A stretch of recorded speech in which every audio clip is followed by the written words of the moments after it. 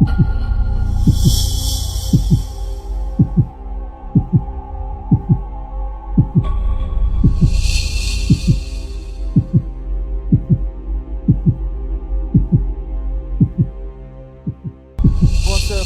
Mat Ali Amir Bacha yang mendakwa dirinya difitnah kerana didakwa terlibat dalam perombakan lebih 20 tahun lalu berhak menuntut keadilan mengikut perlembagaan negara ini. Assalamualaikum warahmatullahi taala wabarakatuh. Aku Jubers. Apa khabar semua? Alhamdulillah, akhirnya Tuan Ali muncul kembali. Tuan Ali ini merupakan bekas pegawai D9 UTC Johor dan Selangor. Ya. Hari ini kita berpeluang untuk bersama Tuan Ali Bacha kita untuk merungkaikan kisah pertempuran tim UTC-nya di bawah pimpinan dia bertempur dengan Lim Brothers daripada yang didalangi oleh kumpulan yang kita lebih kenali dengan nama yang cukup ganas, ada kumpulan Nine Dragon. Lebih kurang macam itulah nama dia. Tuan Ali, apa khabar Tuan Ali? Alhamdulillah, temu kembali kita dengan channel Aku Tiap. Alhamdulillah. Tuan Ali, apa ramai ni orang bertanya bila Tuan Ali nak keluar, bila Tuan Ali nak keluar. Boleh tak Tuan Ali jelaskan sikit? Takut diorang ni tak percaya Tuan Ali tengah sibuk nak settlekan hal Tuan Ali yang besar ni dengan hal-hal mahkamah. Kan bila kita tak cerita kan diorang kata, apa pasal tak bawa ke mahkamah? Bila kita ambil masa pula kan, diorang cakap Tuan Ali pergi mana pula. Boleh Tuan Ali cerita sikit Tuan Ali sebelum kita cerita benda yang hot sekali ni? Assalamualaikum warahmatullahi wabarakatuh. Nahmaduhu ala rasulil karim. Jadi Alhamdulillah pada semua followers channel Aku Tiap dan juga page dari D9 Ketahanan Tanpa Bicara. Dan seperti biasa tuan-tuan yang mengikuti channel Aku Tiap mengenai kisah saya, jangan lupa share, jangan lupa komen, subscribe dan like seperti biasa supaya berita ni dapat sampai dan lebih meluas. Itu permintaan dengan rendah diri daripada saya. Dan teruskan bersama channel Aku Tiap. Menjawab pada pertanyaan Aku Tiap, kenapa saya lama menghilang dan ada video-video daripada para pemfitnah saya yang tak habis-habis mencabar saya. Dah jumpa KPN dah dekat setahun, kenapa sampai sekarang tak saman-saman. Saya jelaskan. Proses failkan saman bukan seperti kerja jual surat khabar begitu mudah saja.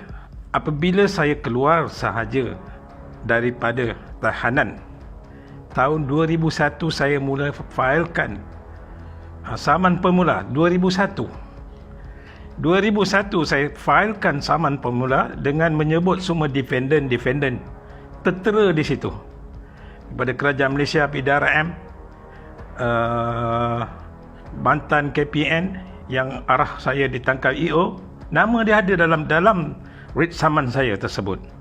Mantan KP Johor yang bubarkan UTC dan seterusnya telah menggunakan laporan fitnah membawa pada KPN untuk EO kan saya. Jadi proses tu 2001, 2003 baru dapat pengurusan kes. Saya menggunakan peguam Yusmadi Yusof. Dan dalam pada itu pun bukan terus dapat bercara. KPN telah failkan saman, saya telah dedahkan dalam saya punya page dan juga FB saya dengan bukti-bukti. KPN telah failkan permohonan mahkamah untuk batalkan saman saya, tetapi mahkamah telah tolak. 2007 KPN failkan permohonan kali yang kedua untuk batalkan saman saya. 2007 mahkamah telah tolak. Baru mahkamah letakkan tarikh perbicaraan 2009. Bayangkan daripada 2001 ke 2009 baru perbicaraan berjalan. Baru pembicaraan berjalan.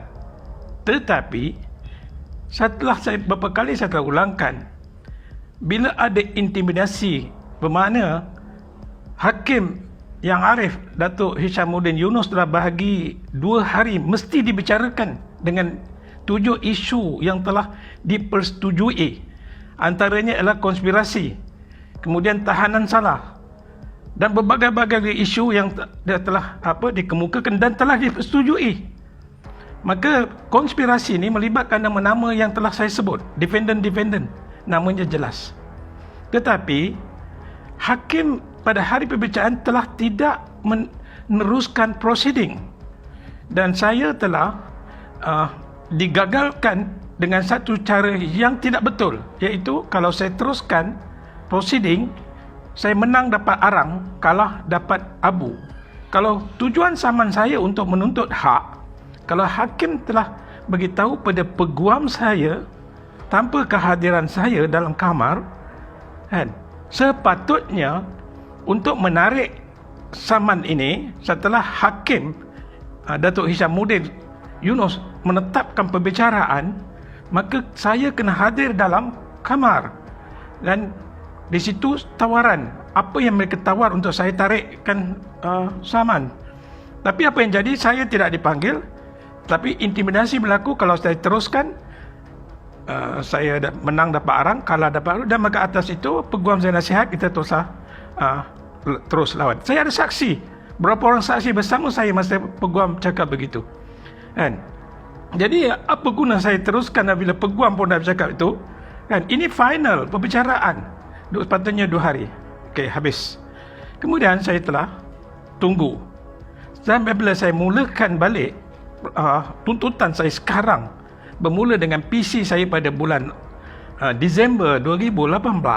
Proses itu pun mengambil masa sehingga 12 bulan Julai 2019 baru KPN panggil saya, dan saya telah bentangkan semua bukti-bukti dengan saksi-saksi saya di hadapan KPN dan semasa perjumpaan dan di hadapan lain-lain pengarah-pengarah PDRM. Rumusan dari perjumpaan tersebut, saya kena bawa semula kes saya ke mahkamah. Itu yang dipanggil review, kan? Review balik saman sivil. Bermakna bila saya review defendant yang sama, saya review pada kes sivil yang sama. Apabila saya review, saya kena lengkapkan lagi bukti-bukti. Kalau dulu saya tidak ada tambahan saksi-saksi yang akan ke depan, hari ini ramai saksi saya yang hidup telah ke depan, telah maju ke depan, telah buat posting, kan? Bekas-bekas anggota strike saya yang dituduh bersama kami melakukan rompakan menggunakan UTC, tetapi dalam soal siasat akhirnya semua jelas palsu, maka semua mereka telah lepas, kan? Jadi mereka semua sanggup ke depan. Saya membuktikan bahawa tomahan ini ada satu palsu, kerana pada masa kejadian saya sudah bertukar, saya bukan lagi pegawai UTC. Jadi untuk itu saya nak filekan balik review. Maka ada beberapa perkara yang peguam saya telah nasihatkan. Jadi peguam ni pun dia bukan nak hadap kes saya sahaja, kan? Kadang-kadang itu hari dia terbang ke luar negara, dia balik, bila balik dia ada kes-kes lain. Lepas tu dia ada saya siapkan beberapa perkara. Macam saya filekan mula-mula 2001 pada Yusmadi, 2003 baru pengurusan kes, kan? Begitu juga peguam, dia bukan boleh terus filekan saja. Ini bukan jual surat khabar lama, kan? Kena faham. Jadi apa yang saya buat ialah saya kena kemukakan semua bukti-bukti. Masa saya saman permulaan dahulu, saya tak jumpa semboyan-semboyan saya bertukar. Pada masa kejadian saya telah bertukar, saya tak jumpa. Baru-baru ini saja, dalam setahun lepas, ketika saya kemaskan rumah, saya jumpa balik semboyan-semboyan yang membuktikan pada masa kejadian saya memang bukan pegawai UTC.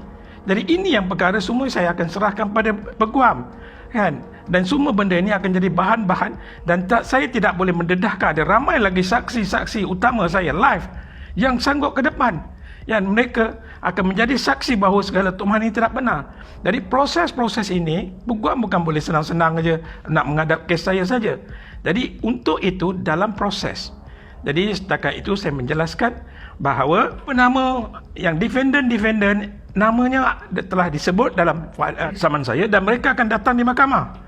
Jadi pada pencacai-pencacai yang cuba fitnahkan saya seperti jebat-jebat Muhammad Asri Bakar yang sibuk bertanya kenapa saya tak saman, apa? Saya saman dia ke? Dia tidak terlibat, kenapa dia yang sibuk? Sedangkan mereka yang nama disaman pun tak ada sebut macam tu bila. Kenapa mereka, orang-orang yang tak ada kena-mengena ni jadi pencacah yang menyebut? Sekarang ni topik besar kita, Tuan Ali ni boleh dikatakan sebagai Malaysia Walking Tall.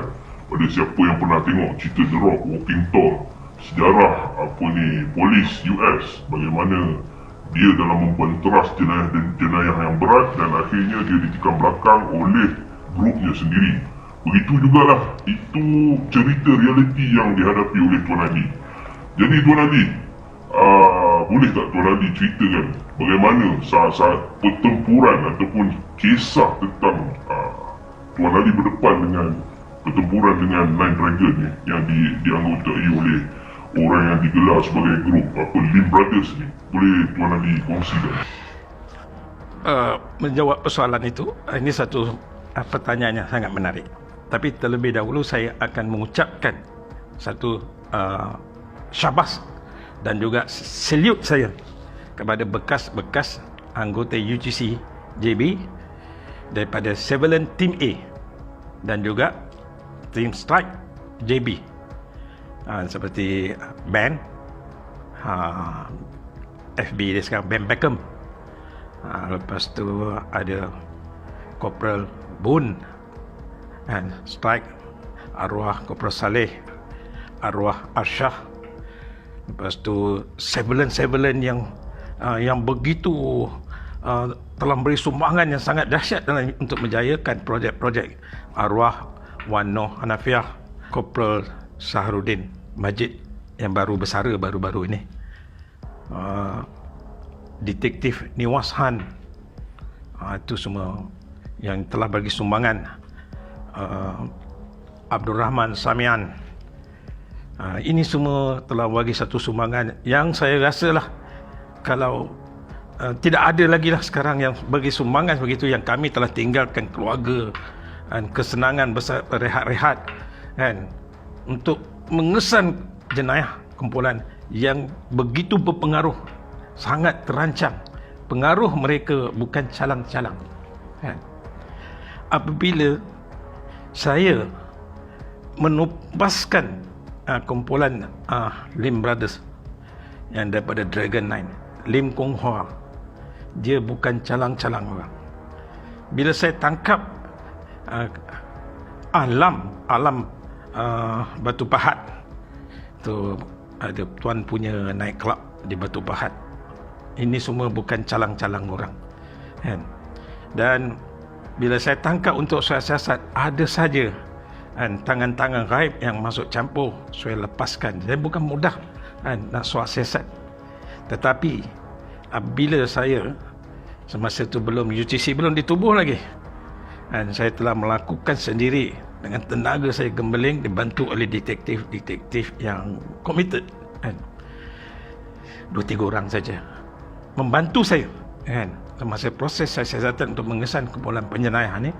Dan bila saya tangkap Lai Fuhin ini adalah kumpulan daripada Sungai Durian. Ini semua rangkaian penjenayah yang jawapannya, kalau dia tahu kita polis, jangan katalah dia lari, dia tembak kita. Kan itu Constable Ghanisen Abdullah ditembak mati ketika dia cuba periksa Ling Kong Seng. Dia pergi nak periksa, faham kena tembak mati. Constable daripada CPJ pun kena tembak mati oleh kumpulan Azhar. Ramai lagi dan ini bukan kerja yang senang.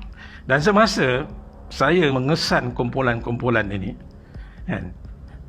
saya cerita sekarang kumpulan Cina, bila dapat tangkap Lai Fuhin, setelah dia break dalam soal siasat dan dapat rangkaian-rangkaian, dan saya telah bersusah payah untuk dapatkan maklumat daripada sumber-sumber, dan sehinggalah Pada masa itu kumpulan Lingkung Hua telah melakukan rompakan terlalu banyak di JB sebelum saya sampai lagi. Dan mereka ni setakat bank, kedai emas, mainan saja. Masa tu berselang dengan kumpulan Indonesia, kedai emas, finance kan. Dan RGS yang diletakkan pada saya beratus kes lah kan. Jadi untuk itu, maka inilah tenaga-tenaga yang kecil dan digunakan surveillance membantu saya. Dan saya telah plan sos-sos. Dan ada 3 sos wanita yang ni hanya 2 orang saja yang tahu handle. Arwah Wan, Niwas tahu seorang, 2 lagi tak tahu, tapi Arwah tahu 3-3. Kerana ini peranan yang paling penting dalam sebagai feeder kan, untuk bukan sebarang orang kan ni kumpulan. Ada night club, 2 night club, dan di tempat situlah berapa banyak detektif yang tak jujur boleh dibeli, sehingga dia dapat beli salah seorang daripada anggota CPJ yang di-attachkan pada saya sebagai strike kan. Saya sebut nama dia pun dah malas dah tahu dah banyak kali yang dia terlibat, akhirnya digunakan oleh ni membunuh owner restoran Madinah. Dahsyat dia punya jenayah kan, begitu ganas. Dan saya menghadap orang-orang begini, dan apabila telah establish, kami bermesyuarat dengan strike. Sebelum tu strike train tak habis-habis bertembak. Sebab sebagai tahu kepada mereka penyenayah yang kita nak bertempur ini bukan penyenayah yang main pistol air. Ini bukan penyenayah. Saya sendiri melihat masa kumpulan Indonesia dia syak kawan dia kelepet duit rompakan.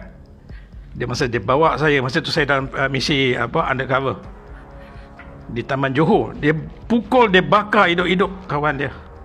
Selepas tu dia buang kat tempat tu semua. Saya salurkan maklumat masa tu, Tuan Param, ini mayat-mayat. Jadi banyak kes-kes bunuh yang tak selesai-selesai daripada misi penyamaran saya undercover yang saya lakukan. So surveillance yang bantu saya 2 orang saja masa tu untuk menyampaikan mesej-mesej saya kepada OCPD kan, iaitu Arwah Wan kan. Dan OCPD pada masa itu memang terbaiklah saya dapat OCPD kan, Datuk Hamid Mustafa dan arwah Datuk Zakaria Muhammad yang sangat memahami. Dan KP Johor pada masa itu pun saya letak salute, habis saya salute sekali lah daripada Datuk Zakaria Cik, kemudian Datuk Ismail Cero sekarang dan Seri kan, pengurusi Respa, selalu jumpa saya di masjid kami satu karya kan. Dan dia sendiri beritahu, dia follow saya punya FB, dan dia sendiri bagi sokongan untuk saya menuntut keadilan saya kan. Saya jumpa dia hari kami satu karya. Dan juga Datuk On Muda. Sejarah pertempuran kami dengan penjenayah-penjenayah ini bukan seperti apa yang difitnah oleh jebat-jebat dan Muhammad Asri Abu Bakar, iaitu penjenayah yang kawan sendiri. Apa istilah dia kawan sendiri kan? Adakah penjenayah itu kawan? Lingkung Hua itu kawan saya, Lai Fu Hin itu kawan saya. Mereka telah buat jenayah sebelum saya sampai. Mereka telah bunuh Constable Jeffrey sebelum saya sampai. Mereka telah bunuh sebelum saya sampai kan? Dan saya hanya mengesan mereka untuk tumpaskan. Kamu kata itu kawan saya kan? Pasal kamu kan tidak berada pada kedudukan itu, kamu tidak pernah bertempur kan? Kamu hanya elite team daripada Google, kamu edit, kamu fitnahkan saya sebegitu dalam kamu punya video kan, dalam YouTube. Tak apa, kamu akan tunggu giliran saya fitnahkan. Okey, apabila kami bertempur, anggota-anggota staff boleh interview dia. Sekarang saya bagi tahu kan, pesan dengan keluarga, mungkin ini kali terakhir, tetapi isteri saya dia tak mau dengar tu semua. Maka saya daripada jauh saja kan, saya tahu mungkin ini kali terakhir. Sebab tanyalah daripada saya pun berkawan ramai daripada UTK dan ada juga dalam FB mereka keluar. Mereka ni semua yang selalu bertempur. Pernah tak mereka menganggap ringan untuk pertempuran jarak dekat? Tidak. Sehandal-handal UTK pun mereka mencari. Debaran tu tetap tak ada. Begitu juga kami. Sebab peluru ni kami jarak dekat. Kamu persoalkan kaki fitnah kan, yang kata kenapa pertempuran jarak dekat. Habis kamu ingat apa? Mereka merompak itu keluar senjata api, kami daripada jauh pakai tembak aja, pakai senapang patah macam tembak ayam hutan. Kan? Nyawa orang lain pun ada di situ. Nyawa orang awam ada di situ. Nyawa staf-staf bank ada di situ. Pekerja-pekerja tempat dirompak ada di situ. Nyawa anggota-anggota saya. Peluru sikit je silap, kan? Orang tak bersalah akan terkorban. Kami nak peluru kami pergi pada musuh sahaja. Kerana itu, kan, anggota strike mesti orang yang berani cekal. Kan? Apabila bertempur, musuh tidak pernah bila dia keluar lepas rompak, senjata disimpan. Tidak, di tangan mereka. Kalau mereka syak saja, kita polis, dia tembak saja. Dan begitulah apabila kami bertempur dengan kumpulan Ling Kong Hua. Bila tumpasnya Ling Kong Hua, 5 mati, ada 1 hidup tangkap masa cedera bertempur. Kalau itulah dikatakan tiap yang hidup tu, itu semua sumber saya, kan? Tanyalah orang yang telah yang ditangkap. Pernah tak keluar satu daripada tangkap kata ini semua dibuat oleh saya dan anggota saya, kan? Jadi pada mereka para pencacai kaki fitnah, kamu stopkan kamu punya, kan, penghinaan pada pengorbanan tim ini. Amnya kamu telah menghina pasukan polis juga, yang mana telah membagi mandat pada saya, kan, kebenaran untuk menumpaskan penyayat-penyayat, tapi kamu sampaikan tomah, kan? Dan saya tidak disabitkan oleh mahkamah satu pun. Kerana itu mereka tidak berani tuduh saya di mahkamah. Hanya gunakan EO.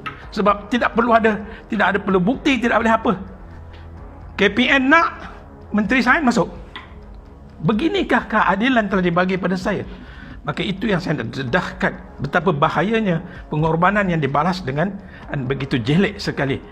Dan apabila Ling Kong Hua tumpas, pada masa jenayah mereka sedang mendadak di Johor, dan saya telah mula tumpaskan satu-satu, Bukit Aman pun turun minat dengan kes ini. Dan apabila Bukit Aman turun, masa itu OCD9, saya masih di Central, OCD9 Tuan Hamid Top nak libatkan saya, tim saya dengan dengan D9 Johor, maka itu dia minta Bukit Aman turun. Sebab penjenayah ini dia bukan buat di JB saja. Saya punya limitation hanya boleh bertindak di JB saya Central, A-Team. Tetapi penjenayah ni rangkaian dia sampai Kuala Lumpur, sampai Ipoh, sampai Penang. Jadi maklumat yang diperlukan daripada saya, kalau mereka berada di luar sana, maka E3M dengan UTK akan bertindak, pasal itu di luar bidang saya. Tetapi maklumat datang. Maka pada masa itu, persahaman yang kami buat sangat bagus. Tuan Hakim dan Tuan Kenny daripada E3M, apabila dia datang dan saya bagi maklumat, tidak sekalipun dia minta supaya sumber-sumber saya bagi pada dia. Bas, sumber berdaftar itu memang kalau dalam ini saya kena jaga keselamatan dan rahsia dia. Maka sebagai seorang pegawai bertanggungjawab, dia pun tahu bukan hak dia untuk tahu siapa sumber saya. Saya hanya perlu salurkan. Kalau maklumat ni dapat tahu sekarang kumpulan ni dah kesini-kesini, itu di luar bidang saya, maka mereka.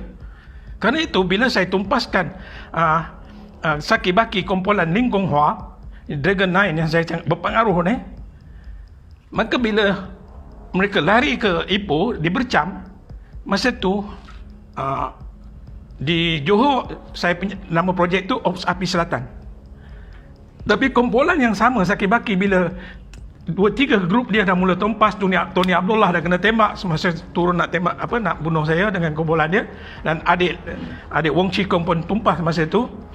Mereka telah lihat bergegar seluruh Johor, kan, kumpulan yang begitu aktif dulu hari ini tengah tumbang satu demi satu dengan satu kumpulan yang kecil saja, kan, strike berapa 6 orang aja, 3, 6, 5 UTC, menyebabkan kegerunan dan ramai yang telah mula lari keluar, dan kami salurkan maklumat tersebut. Maka dia bertempur dengan UTK di Bercam. Semasa bertempur di Bercam, Ling Kong Hua ni, salah seorang adik dia, Wong Kong Kiong, mati di sana masa bertempur. Tapi seorang lagi adik dia, Xiao Kui, ditangkap hidup. Tetapi ada seorang lagi adik dia masa bertempur, saya dah ceritakan dulu, dia terlepas, dia naik atas tangki air. Maka setelah lepas UTK search, maka mungkin dia ingat itu saja yang ada. Terlepas Xiaoti di atas. Antara Dragon 9 ni, kumpulan Ling Kong Hua ni, yang paling jahat adalah Xiaoti. Xiaoti ni orang panggil hantu gila. Ini trigger happy. Mereka telah merompak di Johor sebelum saya sampai. Saya tengok rekod yang dia bagi pada saya masuk dalam video-video kat bank. Tembak guard mati, dahsyat. Termasuk adiknya Ling Kong Seng. Ada berapa jenayah mereka di Johor. Dan bila saya dah mula kesan kumpulan ini, tapi abang dia Ling Kong Hua tidak terlibat dalam rompakan. Belum ada info. Tapi dia kepala. Bila Ling Kong Kiong dan beberapa 4 orang lagi tumpas di tangan UTK, dia bercap. Maklumat asal yang datang daripada saya, UTK dan E3M bertindak bersama UTK. Xiaoti telah lari balik turun ke Johor berjumpa abang dia Ling Kong Hua. Dia telah menceritakan adik Ling Kong Hua telah tumpas, iaitu Ling Kong Kiong. Adik bongsu dia, Xiao Kui, telah ditangkap dan dia ditahan di penjara di Perak. Tetapi Xiao Kui ni ada kes kena dibawa balik ke Johor berbicaraan melakukan samun melepaskan tembakan semasa melakukan, sama ada gambar dia, video dia kan. Itu semua kejadian dilakukan semasa saya belum sampai, saya belum ada. Ini saya nak jelaskan. Rupa-rupanya Xiao Kui, abang sulung dia, telah mula plan bagaimana nak selamatkan adik dia ni dari penjara di Perak. Bagaimana nak selamatkan adik dia, larikan daripada tahanan. Pasal kumpulan ini pernah larikan 8 banduan yang dihukum mati di penjara Air Molek. Ini kelebihan kumpulan ni. Diketuai oleh Tony Abdullah. Tony Abdullah pun tumpas dengan saya dalam Ops Kuda Kepang. Tapi masa tu maklumat ni saya tak terima lagi, yang dia akan rescuekan adik dia. Bagaimana? Tetapi maklumat saya terima daripada sumber saya, Charlie Angels. Ada 3 gadis Cina yang bekerja sebagai GRO telah menjadi sumber saya. Bagaimana saya rekrutkan dia, itu saya tak perlu cerita. Pasal tiap orang ada cara dia, kelebihan dia kan? Dan ini manfaat saya gunakan. Dia bagi tahu Xiaoti ada Johor. Saya tak percaya. Dan saya tanya Tuan Hamid Tok masa tu, macam mana dia kata semua tumpas. Semua tumpas. Tetapi saya ada maklumat kan, bahawa Xiaoti ada di Johor dan mereka ada plan sesuatu. OC D9 pasal pun blur masa tu, benar ke atau tidak benar kan. Jadi untuk itu saya telah merisik di mana Xiaoti ni berada. Rupanya dia selalu buat perjumpaan di satu kelab malam, Magenta. Ini bukan sebarang-sebarang orang boleh masuk kan. Kelab ni khusus orang Johor je tahulah, orang lama, orang sekarang mungkin tak tahu kan. Magenta. Dan saya nak masuk di dalam tu, nak mengesan benar atau tidak. Dan saya kena buat satu samaran bersama saya punya sumber kan, untuk masuk sana, bukan untuk tengok apa yang ada di dalam. Dan itulah kali pertama saya masuk kan. Saya istighfar panjang kan. Kerja ini telah kan, membuka saya pada saya malas nak cerita.